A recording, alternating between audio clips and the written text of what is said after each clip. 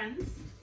I just went out into the garden and I picked a massive basket of flowers and vegetables. And so my plan today was not to do a big processing day, but we have a basket full of vegetables, so we're going to. But can we talk about how big this flower is? It's like the size of my head. So these are California King zinnias, and they're my favorite zinnias because they're so big. To give you like an idea, this is just a regular zinnia. These are California King. So they're really huge. So before we get started processing, I just want to go ahead and get some of my flowers into some vases. But can we talk about how pretty this basket is?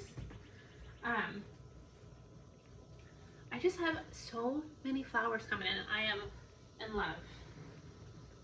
So I picked a whole bunch of tomatoes. My full-size tomatoes are taking a really long time to come in this year. So look at this. Look at that. I might just show you every single flower that I picked. And then I did want to show you this dahlia, because this dahlia is gorgeous. Can you see that with the sun? Isn't that the prettiest dahlia you've ever seen in your life? I'm obsessed. So, my full-size tomatoes aren't coming in yet. They're coming in slowly. I have a couple. But we have a ton of cherry tomatoes coming in. All different kinds. So, last year, and this is what happens. If you let cherry tomatoes especially, well, any tomato, but cherry tomatoes are more prolific. If you let them like fall into your garden, they will reseed themselves. And so the next year you'll have free tomatoes, which is exactly what has happened. So I have cherry tomatoes, like, I don't even know, come in every single open spot in my garden. It's ridiculous. So I have so many coming in. So what I typically do with my cherry tomatoes is I eat them fresh. That's how I eat my caprese salads. I eat cherry tomatoes. Maybe one more sunflower in here. Okay, I found one rubber band. Next time I go to the store, someone remind me that I need rubber bands. Because rubber bands are the best way to make bouquets, because then it keeps it where you want it. Everything where you want it. And look how pretty that first one is. Oh, look how pretty. So, what was I saying? Oh, I was talking about caprese salads. So, I use my cherry tomatoes and caprese salads for fresh eating all the time. And then, starting last year, I also started freezing them in like just a whole form. And then there's this viral like TikTok recipe that I tried, that someone told me about that I tried. And you take the cherry tomatoes and you can use feta, you can use boursin cheese. I like to use the boursin garlic cheese. And then you make this sauce and then you put it over fresh pasta. So I really liked that. It's too long. I really liked that last year in the middle of winter to get out just a bag of cherry tomatoes and make this sauce. So I've already put a lot of cherry tomatoes back in the freezer for that purpose. And they're still coming in like gangbusters. So I have to figure something else out to do with them. So I do need salsa. I need salsa. So I prefer to do typically my salsa with my big tomatoes, but I have so many coming in. So we're going to try to do salsa with our grape tomatoes. I feel like what's the worst that can happen? So we're going to do that today. We are also going to, I picked a ton of banana peppers. We're also going to pickle banana peppers. I picked as many as I have coming in. And then we also have a ton of zucchini. I don't know if we're going to get to the zucchini today, but we have probably 20 pieces of zucchini in the freezer, and the zucchini is still coming in. So I need to do something with the zucchini. So, we're going to do that today. I also picked my straw flowers, so I'll show you my bouquets. I picked my straw flowers. These I want to dry, so I'm gonna hang them somewhere. And then I'm trying to pick these. I was picking these for bouquets, and they are dying. I was picking them for bouquets, and I was hoping that I would still be able to like keep them for a long time, but the stems of course got mushy. I didn't think about that. So even though I like these in vases, if I want them to last, I can't put them in water. So I'm going to hang these up to dry, and then as I'm picking my straw flowers, I'm just going to keep hanging them. And then these will be fun for like winter bouquets. So they're just fun.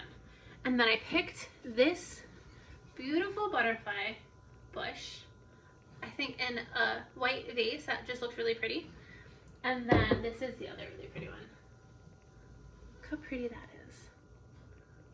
I love it. So I'm gonna go put these in their homes, and I'm gonna be back because we have a surprise. Okay, so we have a fun surprise. So a week and a half ago, I lost my bunny Hyacinth, and I don't really know what happened. I'm now starting to have some, not ideas, but some thoughts.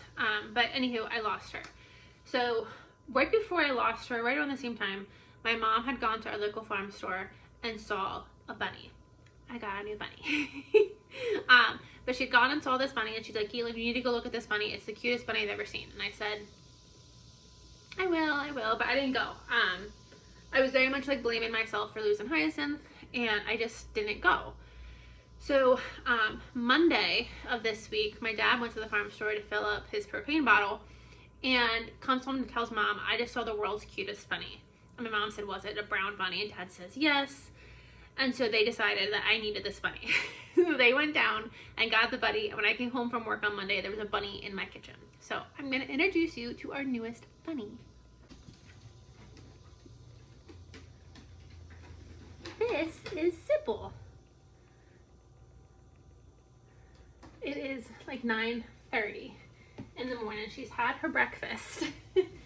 And now she just wants to relax. But come here. Come here. Come here. Hi. Say hi.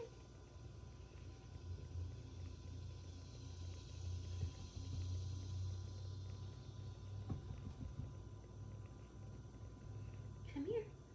Come here.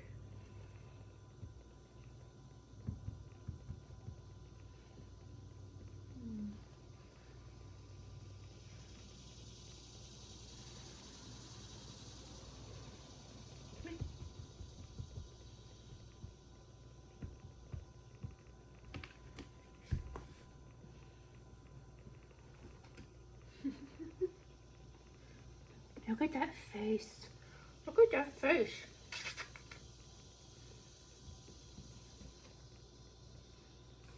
So, I have a new bunny. I'm obsessed. She is obviously the cutest bunny. We think she's a lion head. The farm store didn't know anything about her. Didn't even know if she was a boy or girl. I'm pretty sure she's a girl. But what do I really know? But we're moving forward that she's a girl. And she is feisty. So I've named her Sybil because my mom also thought, because of her wild hair, I'm obsessed with Harry Potter, she looked like a professor from Harry Potter. And so once I figured out that I think she's a girl, she needed to be named after a girl professor. And I think if you are into Harry Potter, Professor, I never say her last name right, Professor Trelawney, I think it's how you say it. Her first name is Sybil, hence Sybil. She has crazy wild hair, and so I feel like she matched Sybil with her crazy hair. So, I named her Sybil. So, she has so much more energy than Hyacinth ever had. So I don't know if I got Hyacinth when she already was kind of sick. She never really acted sick. She just never had the energy that Sybil had. So now I'm kind of wondering if there was like an underlying condition that I didn't know about. However, I am also very freaked out that I'm going to accidentally kill this rabbit too. The very first day she was here, so the thing with Hyacinth, when Hyacinth went down, one of the things that she stopped doing was she stopped pooping. And so the very first day I got Sybil, she didn't poop like the whole day.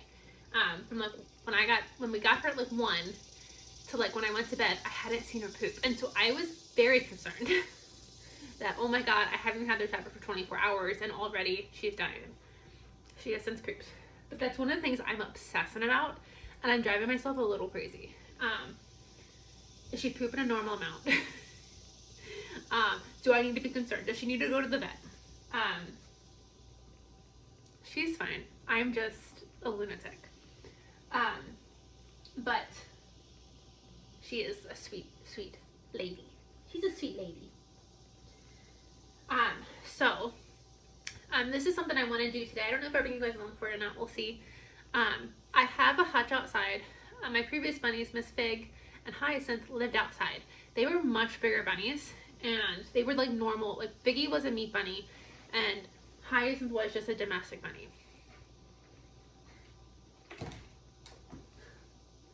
Sybil is a little dainty lady. So she's not gonna live outside. I know. That's the problem. I had the argument with myself. She should live outside. I lost that argument with myself. But how do I put this cute little lady, how do I put that thing outside? She's so tiny. She would never survive. So she's living inside. So for now she's living in this until, oh, hi sweetie, until I get a hutch for inside, or I have ideas of stuff I want to do, but I'm not doing it yet. But for now she's living in here, but she's not gonna live in my kitchen. It's Friday, so I've had her since Monday, and she's been in this kitchen since then. So we're gonna move her into the dining room. So I have to do some rearrangement in my dining room in order to make a home for her in there. But I wanted to introduce you to my newest baby. And I'm excited. So I let her out every day. The only reason she's not out now is because I have two cats, Monroe and Willow. Willow is my orange one, and he's fine with her. He's actually scared of her. So I feel comfortable letting her out as long as I'm here monitoring. But then I have Monroe, and he's a big black cat, and I don't trust. So it's Monroe's day outside. Right now my cats alternate which days they're outside. So it's Monroe's day out in the house. So I have him in the basement right now while I introduce you to her. So I'll try to get some footage of her running around the house later, because she does like to run. But that is Sybil. Isn't she the cutest thing? We are all obsessed with her. So now let's move on to our processing day. We have a busy day ahead of us, processing, organizing the dining room. And then I have some fun plans this evening. I'm meeting my girlfriend at a new bookstore that opened. So we thought we'd go check it out. So it was one of those things. She's always so busy with her own family that we both had a free evening. We're like, oh, this is going to be perfect. So this new bookstore opened. We both love to read. So I thought, hey, let's go check it out. So that'll be later today. So we want to get all our projects going so that I'm not late. Okay. So first I'm going to get started on our tomatoes. I have a whole bunch of random vegetables in here. I just love going into the garden and harvesting all kinds of fresh food. So let's just go ahead and wash these cherry tomatoes. I'm gonna get all the tomatoes that I have washed and cored.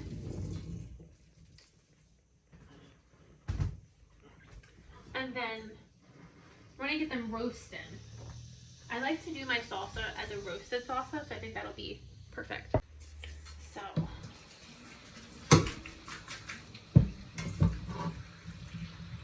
I also have tomatoes that are coming in that are this big. These were cherry tomatoes last year. This one has a little split. I'm just gonna cut around it. But they're coming in a really nice size. So I'm really loving these kind of medium-sized ones. Okay, I have been on the hunt for the world's best salsa recipe. The very first year I started gardening and canning, I made a roasted salsa that I canned, and it was phenomenal. And that was probably 7 years ago, and I haven't been able to recreate it. So we're gonna try again. Every year I say I'm going to try again. So I feel like a really good start. I have a ton of different tomato varieties. Isn't that like the prettiest tray of tomatoes? I'm gonna get all of my tomatoes in an oven to be roasted. I also have some garlic So I'm gonna get some garlic roasted, and then I'm gonna get some of my onions roasted too. You can add peppers. I've added peppers in the past. I don't know if I'm gonna add peppers this time or not. Let's just get the garlic going first, and then we'll go from there. It's funny, rabbits during the day are the quietest they are. Like, they're more active at night and in the morning, which is true for her too. But this is the first day I've been home with her all day. Now, I have had a camera on her when I'm at work because I'm anal. But this is the first time I'm actually home and like watching her. And she keeps laying against the door to like go to sleep because this is what they do during the day. And I keep looking over at her thinking she's dead because she's laying like she looks dead. Like, this is stressing me out, Sybil. Okay, we got the onions. Now let's get the garlic peeled. I think I'm doing 4 cloves of garlic. Okay, we're gonna put this one to the side real quick while I do the big tomatoes. And I'm gonna add in some peppers. Just tuck some peppers in here.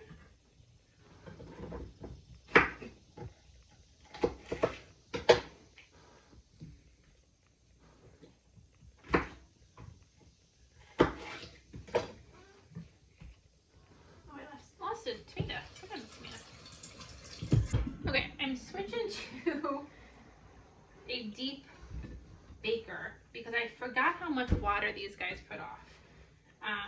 So if you use your baking sheet, when you get it out of the oven, it'll have a ton of water. So it'd be a little hard to get it out of the oven.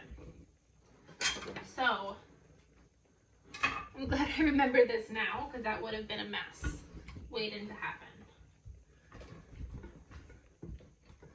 So I'm gonna get everything thrown back in here.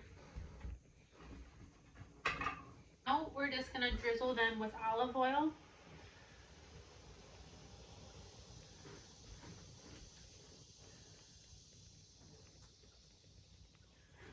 And then a really liberal amount of salt.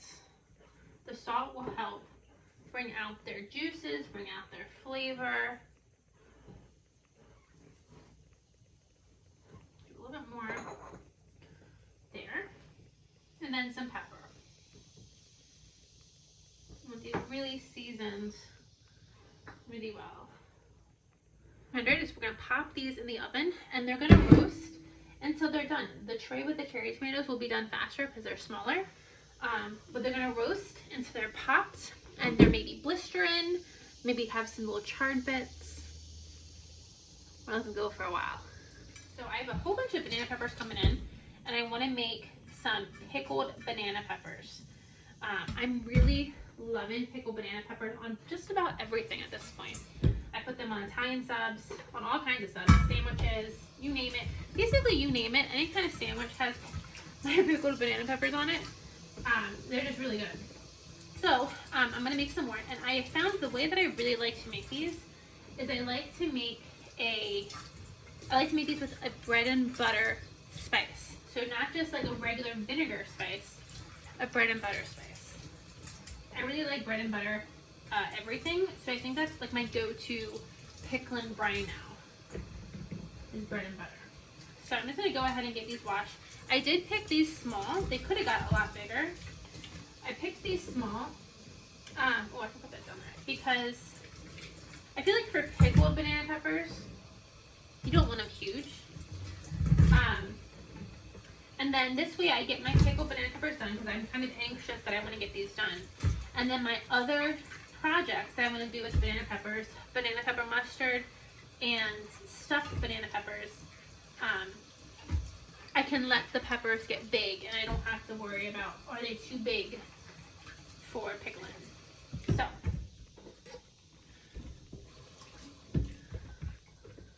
I'm going to go ahead and just run my knife through these and get these all sliced up. And then we'll be ready to pickle them.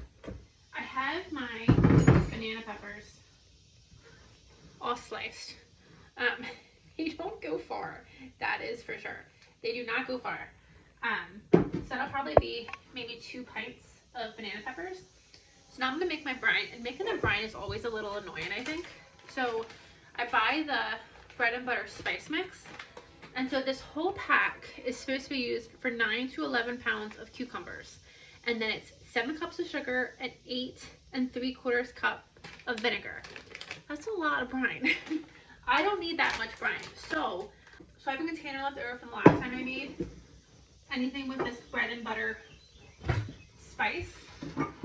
So I'm just eyeballing it. So it looks like it calls for, the main package calls for 8 3/4 cup of vinegar to 7 cups of sugar. So almost, not quite, but almost equal parts sugar and vinegar. So I don't need a ton of brine. This is not going to make a lot of pickled banana peppers. So I think I'm going to start with a cup of sugar, and then maybe a cup and 3/4 of vinegar. I really wish they would do like smaller increments because I don't have that much, so I can't afford a pickle. So we're gonna start there. So let me go give this a stir.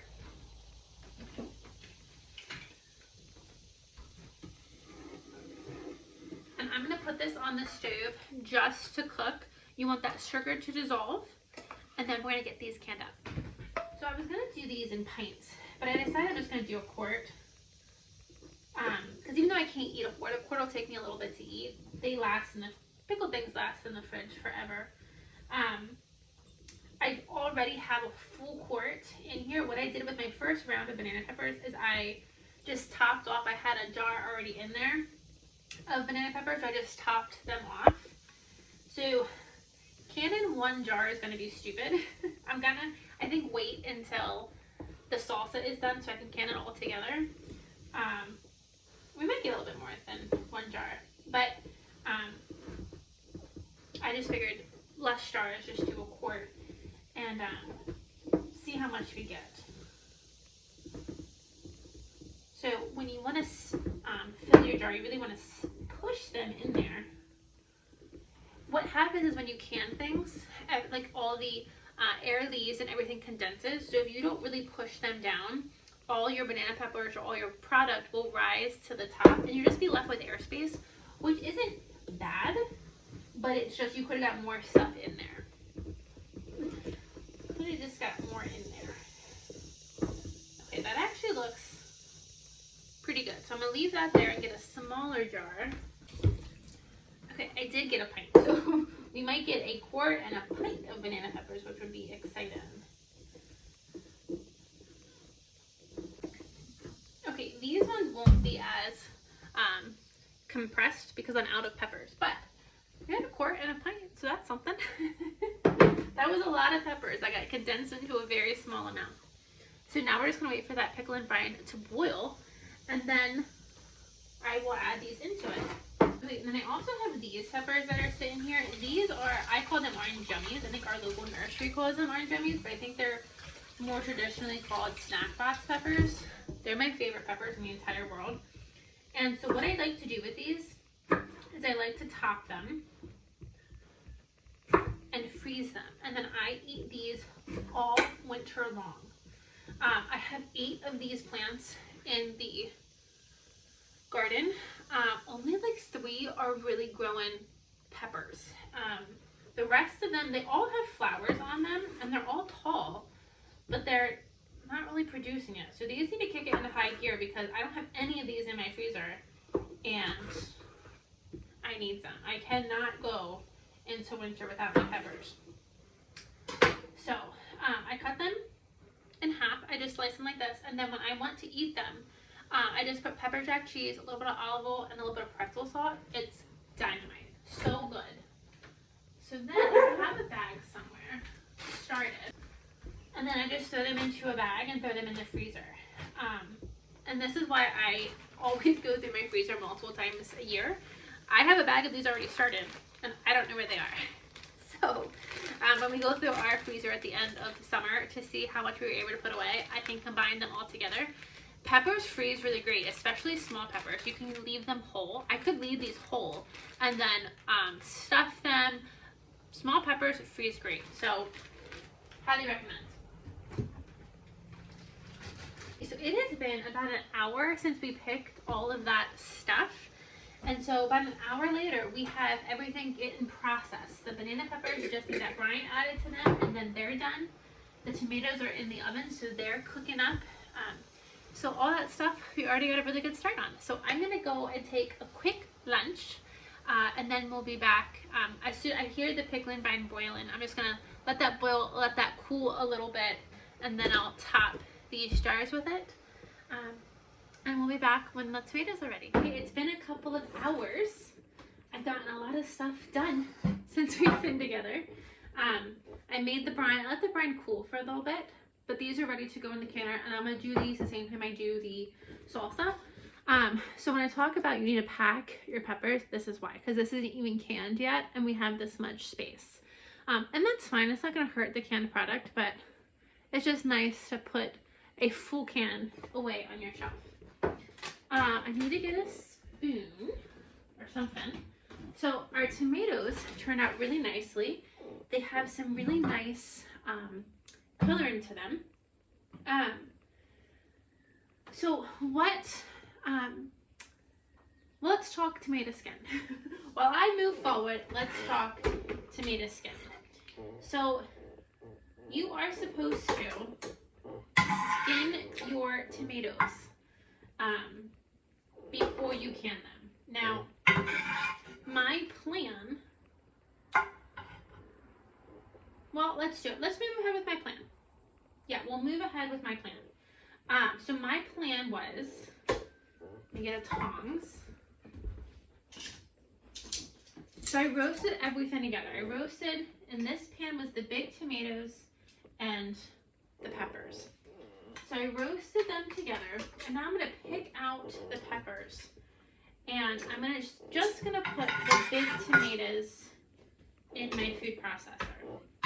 So recipes tell you, all the canned recipes tell you, you need to peel your tomatoes. There's a couple different ways to peel your tomatoes. You can blanch your tomatoes. You can put them in boiling water, and then for like 2 minutes, and then when you take them out, put the whole tomato in, take the whole tomato out, the tomato skin will just flop right off. You can also put your tomatoes in the freezer, and when you get them out of the freezer and they start to thaw, the skins will fall right off. This is my go-to way of, oops, I'm making a mess, of peeling my tomatoes. This for me is what I think is the easiest way. So I just put the tomatoes in here. I pulled out the peppers, and then I'm leaving the juice in here too. I want that juice. That juice is good, but I don't want that in here. So here I have my tomatoes, and I'm just gonna blend them. So you can use a cheesecloth. I like to use just a sieve, a fine mesh sieve. Take that off, put that there. And then you just run your tomatoes through the sieve. Now you can also do, oopsie, I came out. I wanted to catch that thing, didn't it? You can also, this is still pretty hot, so let's be careful. There we go. Go back here. Where is my washcloth? You can also put these through a tomato, I don't know what it's called, tomato skinner? No, tomato pureer. I have it, and I'll use that for big batches. So you cook the tomatoes just the same way, and instead of putting them in the food processor, you just manually run them through, kind of like a sieve like this, and that gets out all the seeds and the stems. So I'm just gonna sit here and we just like let it kind of run out, and that is our tomato sauce. This is how I start my everything. My tomato sauce, my tomato soup, my spaghetti sauce, everything gets started the same way. typically I don't do this with salsa because with salsa, I like a runny salsa, but I also don't want it to be like a soup. I want it to have a little bit of texture. So I think it's really good that we did the big tomatoes and the small tomatoes. Let me show you the small tomatoes. Let's put this all back together and I'll show you the small tomatoes.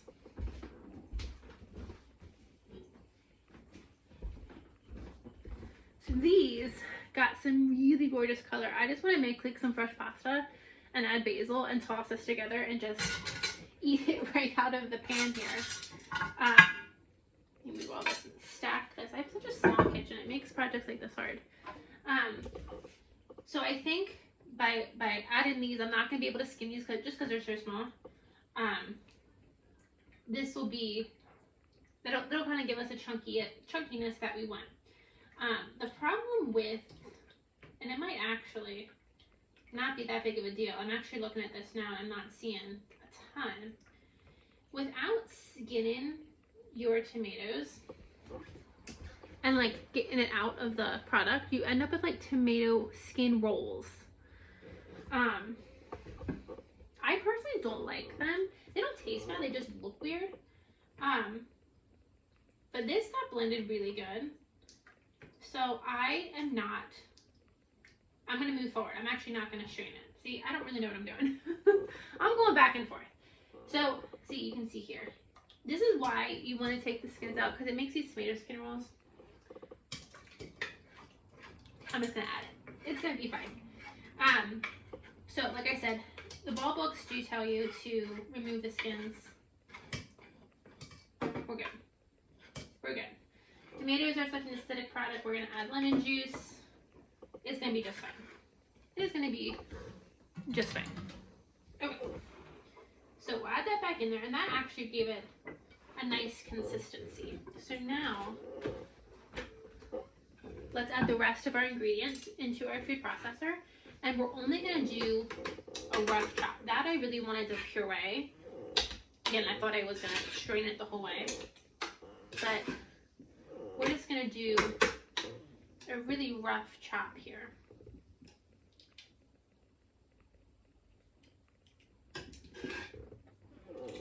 They taste good too. Goodness, that's good. Remember, I have some garlic cloves in here. I don't see the garlic cloves. I don't know where they are. I don't see them. They're in here somewhere. So, oops. Oh, I see. Oh, there's one. Okay, great. So just giving this a nice chop will help break up those garlic cloves too. Okay, so what I'm going to do is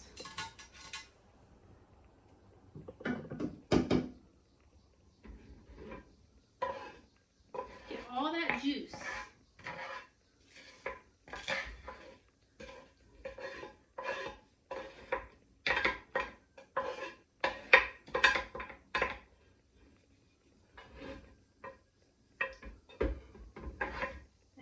the onions in there.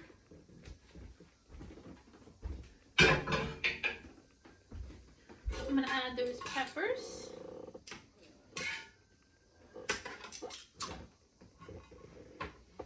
And this juice. Okay. I'm going to give this a rough chop. Oh my goodness, I am such a mess.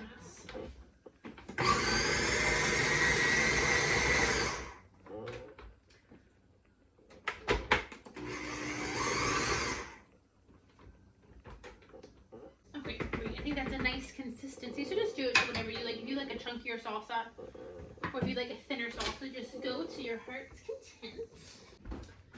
Now, I didn't plan on doing this, so I don't have any fresh cilantro. I just looked in my stash. I don't have any, but I have dried. Not near as good, but hopefully will be good enough. So I am fully prepared to cheat and use a Mrs. Wages packet. Fully prepared for that. I am hoping that I can figure out my recipe that I did once that was so good, and I don't need to cheat. So I'm gonna start by adding in a little bit of cumin, a of my dried cilantro. I wish I had fresh, but I don't. I think it's really salted well, so I think that's good. So I'm just gonna add some lime juice. Okay, so let's give this a taste. I have the chips ready to go. I really hope. Oh, I need sugar. Like, I'm forgetting something. You definitely need sugar. The sugar helps cut that acidity of the tomato.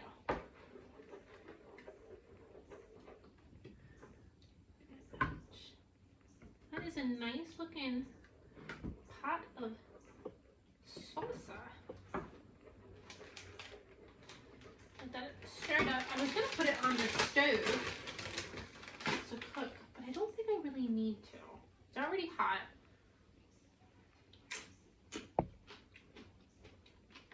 Those are some stale chips. I feel like the taste of things change after they cool. So I'm going to put a little bit into the fridge to cool and see if these strips are just as stale. Oh, I need more salt.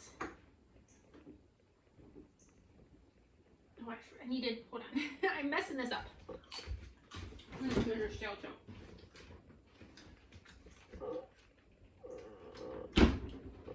Green salt.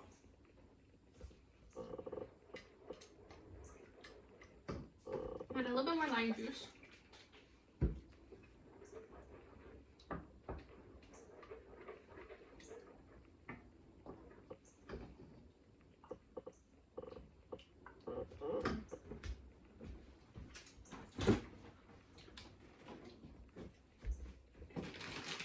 These are really stale too. So I'm not really.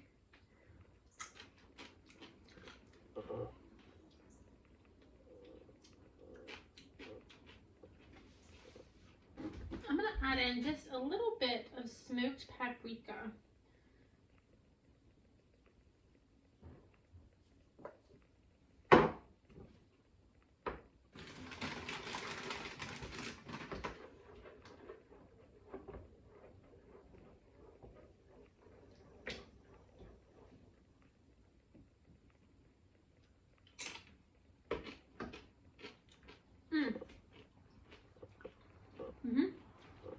I think that's good. So I do have a little bit in the fridge that hasn't been doctored as much, but I do want to try that when it cools. So I need to get this whole plate cleaned up and wash some jars. And then we can get these jarred up and then canned. So I'm gonna go ahead and get these ladled up. I like to do, or I've never done, I'm gonna do it for the first time, half pint jars for my salsa. It's just me typically when I make salsa. I typically do it for nachos, and sometimes I just do like chips and salsa. I do like chips and salsa, but I don't snack a lot when I'm here. I'm not a big snacker, so I find when I do even a pint of salsa, I open it up and then it ends up going bad in the fridge before I can eat it all. So I thought I'm gonna do half pints. I only have a couple of half pints, but I thought we could do that and at least see if I like that better than the pints. And I don't have as much home bad. So I have my water bath canner on, or I have a pot that I'm going to use as a water bath canner on the stove. Oops, that one got full. And I'm going to process all of this for 20 minutes. So when you're running a canner, I like to be efficient. And if this was going to be a lot different times, then I would take things out. The pint of banana peppers is 15 minutes, 10 to 15 minutes. I saw a couple different things depending on where I was looking. The quart I'm doing for 20 minutes. Again, I don't know if that's 10 or 20 minutes, but we're gonna do it for 20 minutes. The salsa takes 15 to 20 minutes. I found a couple of different things, and I just prefer to be safe. And I'm just gonna make sure I do it on the long end of what it tells me I should do. So because they all take about 10 to 15 minutes, or 15 to 20 minutes. We're just going to run everything at 20 minutes. And that made 2, 4, 6, 7 half pints. So that's good. I got a little bit extra here. See if I can top this off.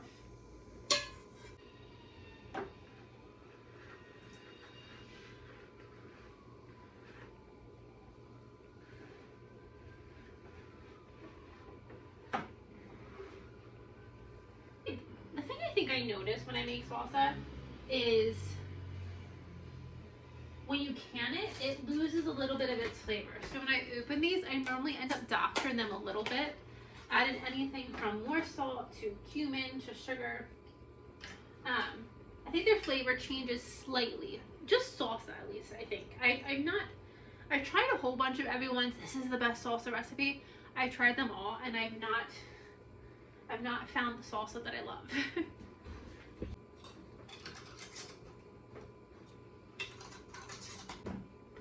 6 hours ago, these items were still grown in my garden, and now they're getting ready to go in the canner, and these will feed me for the next couple months to come. I'll bring you guys back when they are out of the canner. Like I said, water bath for 20 minutes. The next day, we finished our cannon, so you can really see how this one, these banana peppers, we really pushed down into the jar, and we still have a little bit of headspace. And this one, we have a lot, well, not headspace, but we have a lot of extra room down in the bottom. So we probably couldn't have combined both of these into just 1 quart, but that's okay. So they got canned, and then we got 7 half pints of salsa. So I'm gonna go put these down in my pantry. Thank you guys for joining me, and I'll see you in the next video. Bye, friends. This place for that reason. All right, 2 guys driving down the highway late at night. Did they have a killer with them? Or maybe they picked the killer up somewhere else?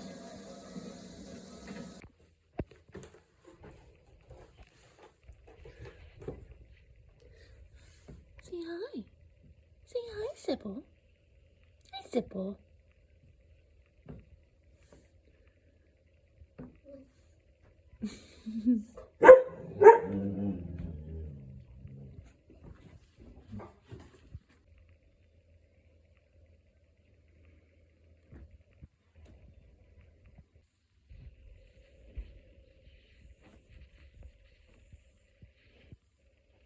Sybil.